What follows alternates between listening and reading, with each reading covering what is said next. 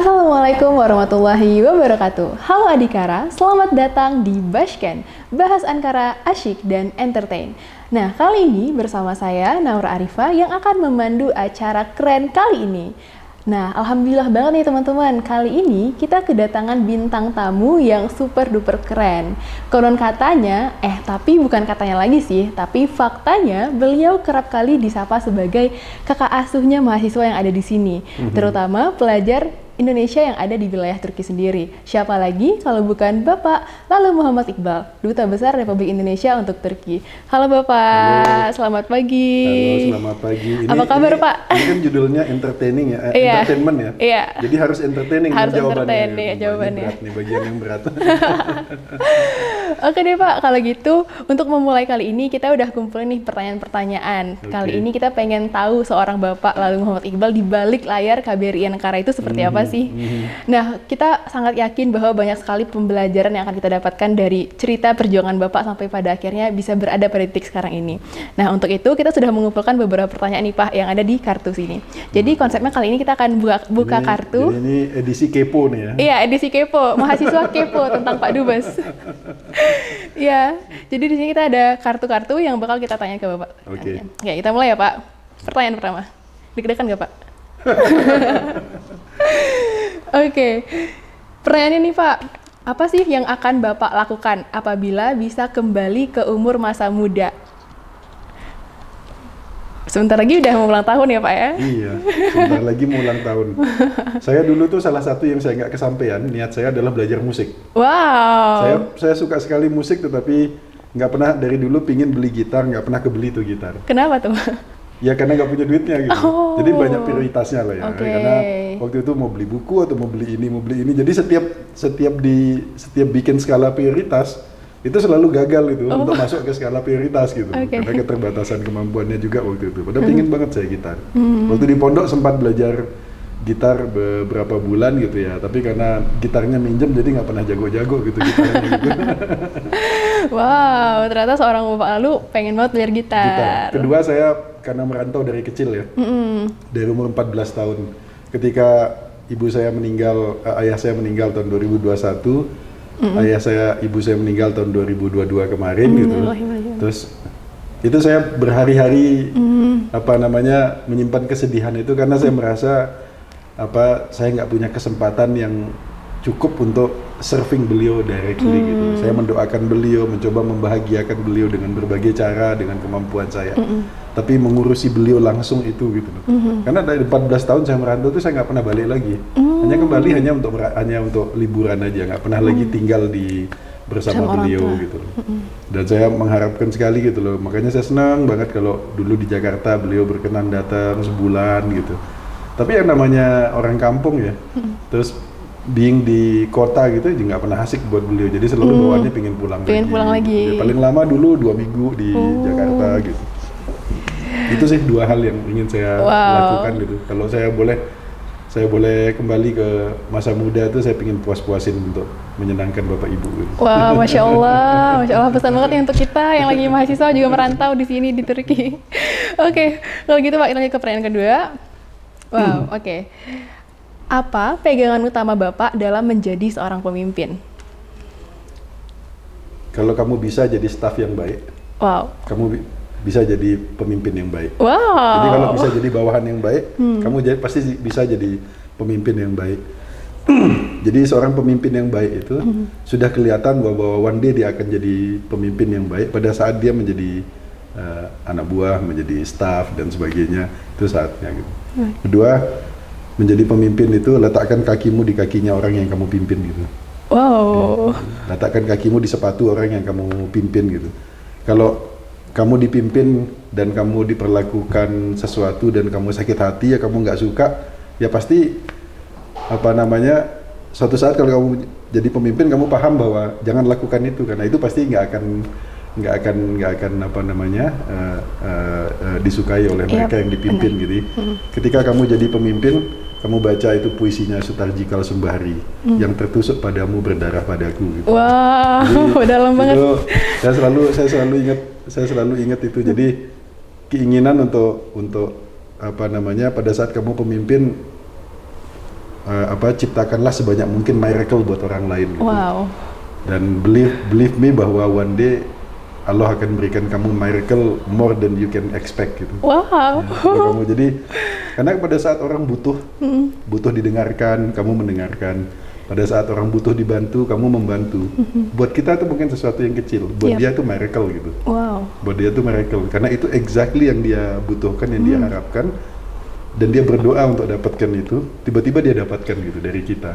Dan itu miracle buat dia. The more you create miracle for the others gitu, terus the more nanti Allah akan kasih miracle buat kamu. Wow, baru 2 pertanyaan aja jawabannya udah sungguh menakjubkan nih.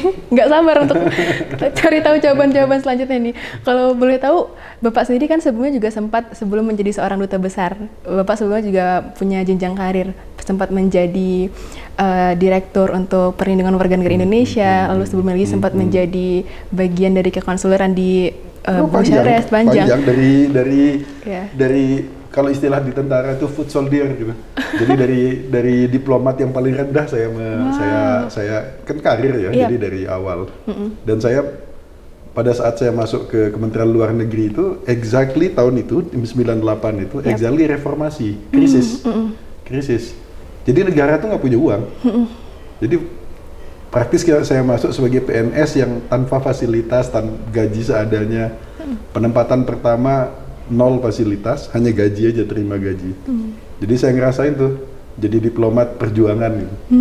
Mau nggak bisa beli mobil gitu. Akhirnya kita beli mobilnya mahasiswa, teman-teman PPI di Rumania. Terus saya masih ingat tuh mobil tuh mobil tua, nggak ada AC-nya. Sampai kita tuh nggak tega mau ganti plat nomor ke plat CD gitu. Masa ada plat CD begini mobilnya gitu.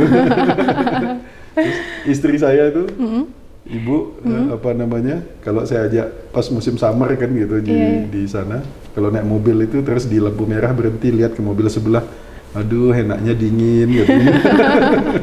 Itu ada mungkin 1,5 tahun kita baru bisa beli mobil yang proper. So dan saya di Kementerian Luar Negeri itu mungkin itu juga kemudian yang membentuk cara berpikir saya, membentuk vision saya sebagai seorang diplomat gitu. I started my career itu dengan trauma dalam diplomasi gitu, ada trauma.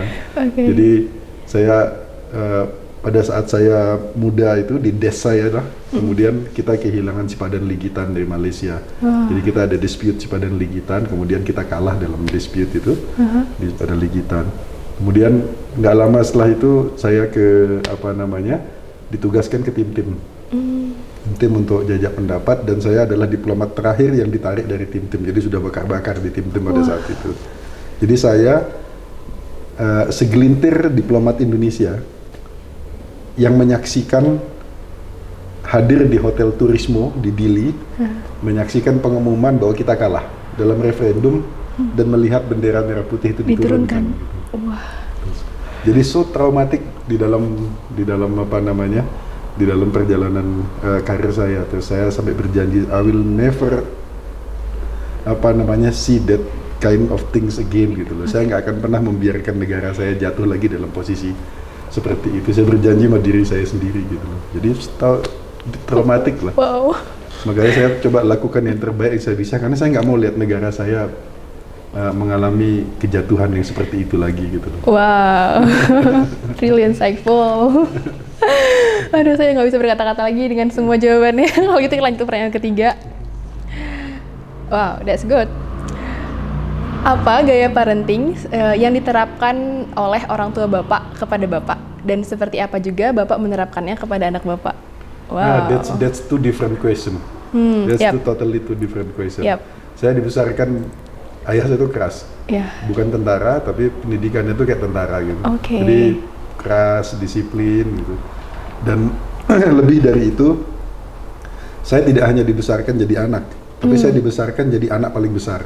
Wow. Jadi tidak hanya dibesarkan sebagai anak, tapi juga dibesarkan sebagai anak paling besar.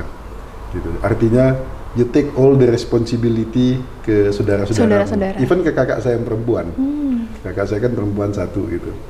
Jadi ayahanda itu sangat keras mendidik, tapi no complain.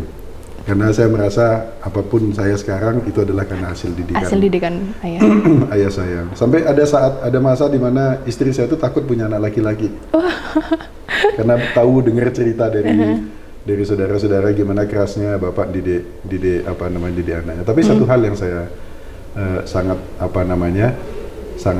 yang saya terus bawa itu dari pendidikan beliau berdua itu adalah kita ini tidak hidup buat diri kita sendiri gitu.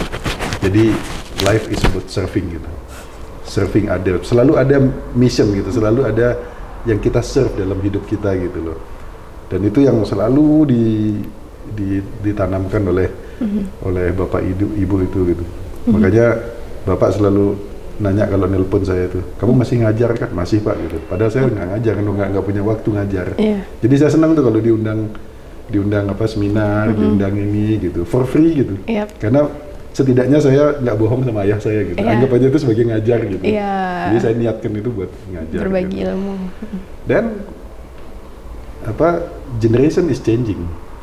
Generasi kalian udah beda gitu. That's right. Saya nggak bisa mendidik anak saya dengan cara saya dididik dulu pada saat saya kecil gitu loh.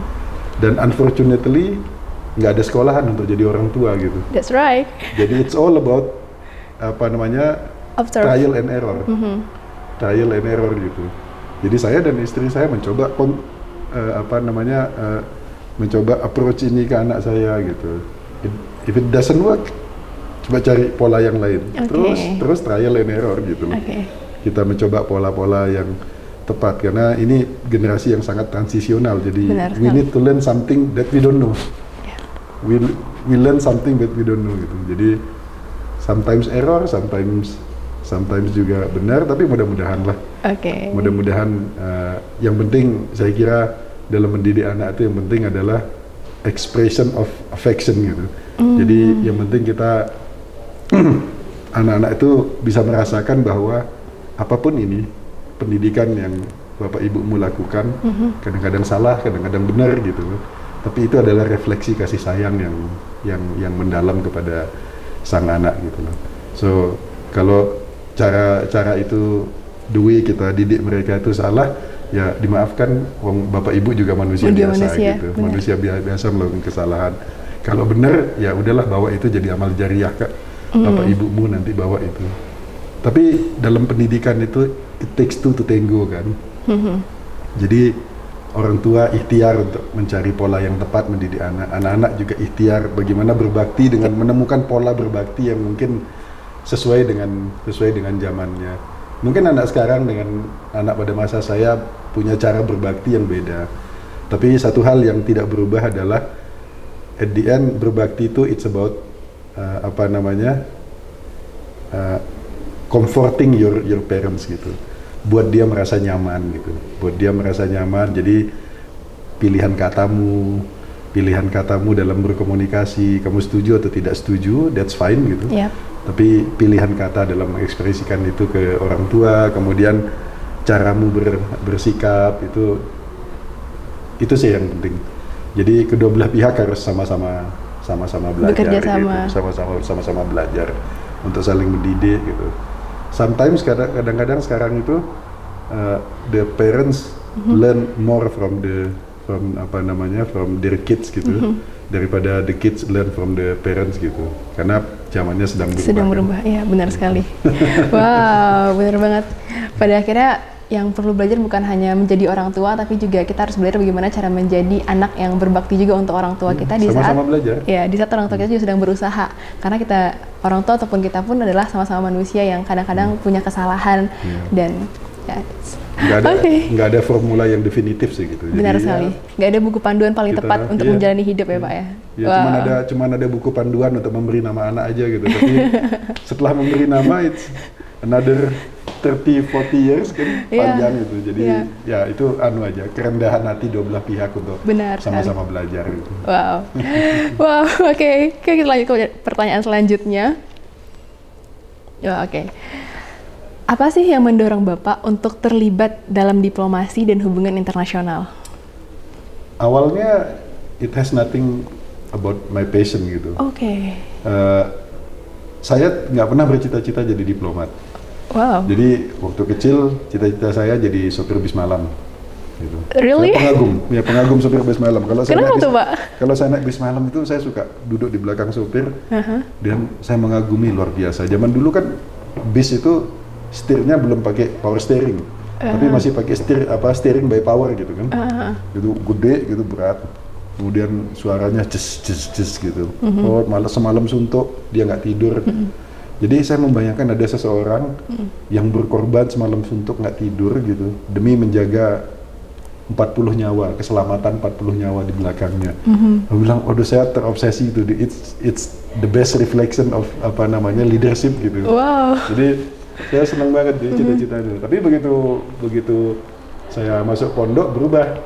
Dulu cita-cita saya either jadi filsuf, wow, jadi filsuf atau jadi jadi arsitek gitu. Wow. Sempat daftar kuliah arsitek di salah satu universitas negeri, diterima tapi sama orang tua disuruh keluar masuk HI gitu. Masuk HI dan jadi saya kuliah di HI, tapi saya juga ngambil kuliah lagi arsitek di tempat lain karena passion saya di situ gitu. Jadi saya senang tuh bikin desain. Terus waktu saya lulus, saya di kuliah, cita-cita saya jadi wartawan perang. Saya lulus, saya daftar, pada saat itu susah banget, belum ada yang buka gitu. Akhirnya saya masuklah ke perusahaan swasta asing yang sama dengan kantor berita yang saya ingin masukin itu. Gitu. Jadi paling nggak saya punya portofolio. Di tengah-tengah sama orang tua, sama ayah terutama, kirim surat ke saya bilang bahwa terus Ek gitu, boleh manggil saya, kirim surat gitu, tulis saya Ek. Terus ini ada pembukaan di Kemlu gitu, clippingnya dilampirkan. Terus, di keluarga kita yang jadi tentara udah ada, jadi dokter udah ada, jadi ini udah ada. Tapi dari zaman Majapahit belum ada yang jadi diplomat di Majapahit. Akhirnya udah, saya tanya saudara saya nggak ada yang mau, ya udahlah saya pikir, aduh kapan lagi yang mau nyenengin bapak ibu gitu. Tentu saya, apalagi saya udah merantau dan unlikely saya akan balik lagi. Jadi ini mungkin satu-satunya cara saya untuk bisa membahagiakan beliau. Ya udah, why not, coba gitu, bismillah gitu. Coba begitu ngambil ujian yang pertama itu di depan saya tuh yang daftar tuh anak menteri, anak jenderal gitu. Saya telepon beliau bilang, Pak, saya udah daftar tapi jangan terlalu berharap banyak ya, karena saingan kita anak menteri, anak jenderal gitu. Beliau jawabnya santai aja. Beliau bilang, jangankan anaknya jenderal, jangankan anaknya menteri, anaknya malaikat Jibril sekalipun sainganmu. Kalau memang Allah menghendaki kamu di situ dan itu yang terbaik, kamu pasti masuk. Benar. Udah tes sampai 6 kali, tes ke-6 mau wawancara, saya telepon balik beliau lagi. Terus Pak, alhamdulillah sudah sampai di tahap terakhir. Besok saya mau ujian wawancara, mohon doanya Pak ya biar keterima. Jawabnya, enggak, Bapak nggak pernah doain kamu keterima di Kemlu gitu. Nah kan Bapak yang minta saya tes gitu. Enggak, Bapak itu selalu mendoakan kamu masuk di tempat yang terbaik. Kalau memang Kemlu yang terbaik, kamu akan diterima besok. Kalau enggak ya nggak apa-apa gitu. Sudah berarti itu bukan yang terbaik gitu. Jadi saya tenang untuk tesnya. Jadi saya praktis baru mendevelop membangun passion saya di diplomasi itu setelah saya masuk Kemlu.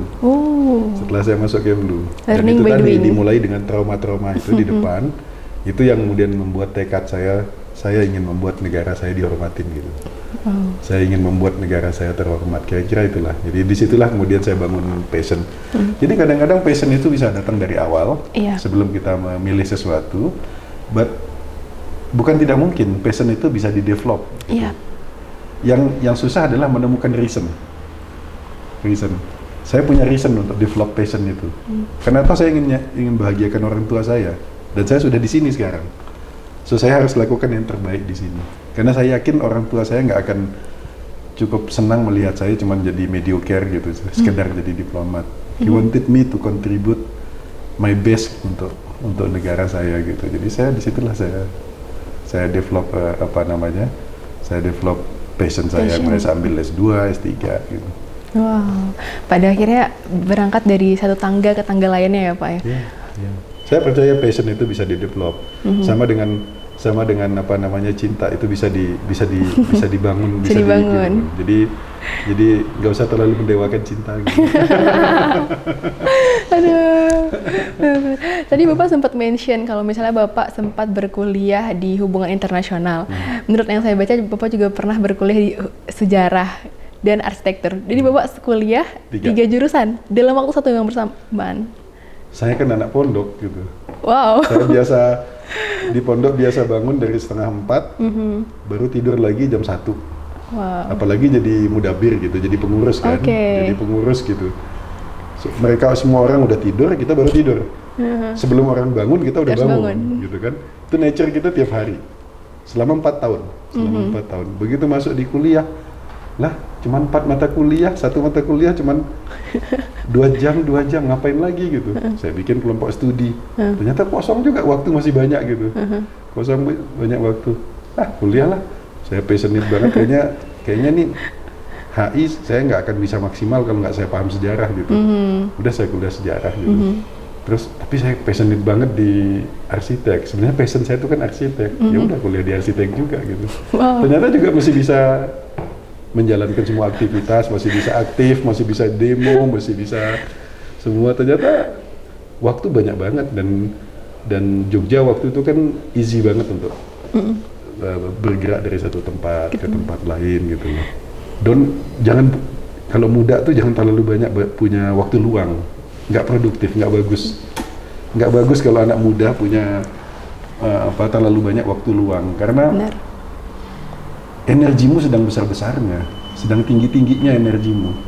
Kalau kamu terlalu banyak waktu luang, pasti larinya ke negatif. Iya, benar sekali. Jadi harus disalurkan ke hal-hal positif. Pikirkan hal-hal yang besar. Kalau kamu nggak memikirkan hal-hal yang besar pada saat kamu muda, nanti kamu pasti receh-receh. Mikirnya yang receh-receh. Yang nggak perlu dipikir-pikirin itu yang dipikirin yang receh-receh gitu. Nanti saat kamu udah dewasa, jadinya ya kamu receh juga gitu. Kalau kamu terbiasa mikirkan hal-hal penting, hal-hal besar sejak muda, nanti insya Allah setelah besar juga bermanfaat. Wow, that's good. Di saat anak-anak mahasiswa sekarang untuk kuliah di satu jurusan aja struggling, tarak-taktung gitu ya. Tapi Bapak memilih untuk berkuliah 3 jurusan di dalam waktu satu yang bersamaan. Benar-benar patut dicontoh sih. Keren banget. Beda-beda resistensinya. Setiap orang resistensinya beda-beda kemampuannya gitu loh. Karena saya termasuk yang nggak bisa diem gitu loh. Dan apa sih kalau anak saya suka bilang gabut gitu ya. Kalau nggak bisa diam gitu, jadi apa aja dikerjain gitu. Kalau apa yang bisa dikerjain di rumah dikerjain gitu, karena udah kebiasaan. Dari kecil. Tapi kalau itu sesuatu yang bagus, teman-teman bisa kok develop hal yang sama gitu. Benar sekali. Oke, kalau kita masuk ke pertanyaan selanjutnya. What are you coping mechanism? Apa sih strategi yang Bapak gunakan ketika berada pada situasi sulit gitu? Atau mungkin ketika sedang mengalami stres, apalagi mungkin ketika menghadapi kegagalan, begitu Pak? Mengatur emosi. Iya, memang yang paling penting sebetulnya dalam hidup itu menurut saya adalah self control gitu. Jadi kemampuan kita mengontrol diri kita sendiri. Kan Rasulullah juga udah bilang bahwa musuh terbesarmu itu adalah dirimu sendiri gitu loh. Jadi hindari bersikap impulsif. Itu di usia-usia kalian itu, bahkan di usia kami juga masih banyak yang impulsif gitu. Yang mengatakan sesuatu tanpa dipikirkan atau melakukan tindakan tanpa dipikirkan. Mungkin kesalahan yang kamu lakukan itu kecil, tapi akibatnya mungkin besar dan panjang. Nah, bayangkan kalau kamu melakukan tindakan impulsif yang kemudian salah gitu. Berkali-kali gitu. Berapa kerugian yang kamu derita dalam hidupmu, berapa teman yang hilang, gitu, berapa orang yang punya kesan jelek, berapa orang yang sakit hati, berapa kerugian-kerugian lainnya yang kamu derita akibat impulsif itu. Nah, saya terbiasa dulu tuh punya mekanisme self healing karena sebetulnya ini kepercayaan saya. Mungkin banyak orang tidak setuju dengan ini gitu. Tapi kepercayaan saya bahwa sebenarnya di dunia ini manusia itu nggak butuh apapun selain dirinya, karena Allah sudah ciptakan manusia itu kan sempurna ya. Jadi dia punya self healing, dia punya mekanisme self healing. Dan saya menemukan self healing saya itu di bangun malam. Di bangun malam saya menemukan self healing saya itu. Jadi ketika saya karena saya ingin bangun malam, maka betapapun beratnya hari itu, gitu, betapapun stressfulnya hari itu, saya nggak pernah membawa masalah itu ke tidur. Karena kalau saya bawa masalah itu ke tidur, tidur saya nggak nyenyak. Kalau tidur saya nggak nyenyak, besok saya bangun nggak fresh. Kalau besok saya nggak fresh, besok saya nggak bisa selesaiin masalah ini. Gitu. Jadi justru makin berat masalahnya, makin kuat keinginan saya untuk tidur nyenyak. Karena besok saya fresh. Saya bangun tengah malam gitu, saya cerita sama Allah gitu. Habis kepada siapa lagi? Menggantungkan harapan pada manusia itu terlalu fana gitu, terlalu ini. Jadi tempat yang terbaik itu udah cerita sama Allah, itu lepas ini masalah ke Allah gitu. Ke Allah ya. Nggak ada sesuatu yang bisa bear the burden of life more than him gitu. Yeah. Jadi ini kalah, kemudian take the power, another power, recharge yourself gitu, recharge yourself dari Allah, dari kekuatan Allah itu gitu. Dan itu luar biasa itu. Jadi malam-malam di tengah-tengah malam pada saat kamu sendiri itu really recharging itu, sangat sangat energizing gitu buat saya. Itu aja sih nggak ada yang khusus. Jadi saya terbiasa kalau saya marah saya diem. Wow. Lebih baik gitu. Ya, diam aja, tahan dulu, diendapkan dulu gitu, diendapkan dulu. Karena belum tentu kalau saya ekspresikan itu belum tentu akan menyelesaikan masalah. Jangan-jangan justru akan menambah rumit masalah gitu loh kalau saya ekspresikan. Jadi saya tahan aja dulu. Saya bangun malam, saya jernihkan dulu, kemudian baru diambil keputusannya ya, dengan tadi cerita, kemudian diambil keputusannya itu setelah dalam situasi jernih gitu. Wow. Jadi itu akan lebih menghindari dampak negatif yang viral gitu. Yeah. Jadi makin lama makin berat gitu. That's all. Self control dan juga bangun malam. Sangat menarik sekali. Tapi ada satu mungkin juga selain bangun malam untuk daily. Apa tuh, Pak? Daily itu bangun pagi. Bangun pagi? Ya, bangun sepagi mungkin. Oke. Bangun sepagi mungkin. Kecenderungan orang yang suka bangun siang itu moodnya nggak bagus. Ya, karena hari kita ditentukan oleh pagi kita ya, Pak ya. Ya. Jadi saya selalu bilang sama diri saya sendiri, start your life smiling, you will close your day. Start your day smiling, you will close the day smiling. That's why no matter. Nggak usah terlalu lebay kalau ada masalah gitu. Yeah. Semua orang punya masalah. Semua orang punya gitu. masalah, Semua benar. orang punya masalah.